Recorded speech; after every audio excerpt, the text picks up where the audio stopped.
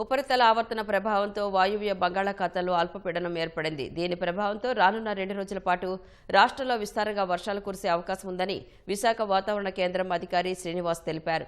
కోస్తాంధ్ర జిల్లాలో భారీ నుంచి అతి భారీ వర్షాలు కురిసే అవకాశం ఉందన్నారు. 24 గంటల్లో అనకాపల్లి, కాకినాడ, తూర్పుగోదావరి, ఏలూరు, ఎన్టీఆర్ జిల్లాలో భారీ వర్ష సూచనలు ఉన్నాయని పేర్కొన్నారు. ఈ నేపథ్యంలో కోస్తాంధ్ర జిల్లాలకు ఆరెంజ్ అలర్ట్ జారీ చేసినట్లు వెల్లడించారు. తీరం వెంబడి గంటకు 40 నుంచి 50 కిలోమీటర్ల వేగంతో గాలులు వీచే అవకాశం ఉందని, మత్స్యకారులు వేటకు వెళ్లొద్దని సూచించారు. వాయు బంగాళాఖాతంలో అల్పపీడనం ఏర్పడింది.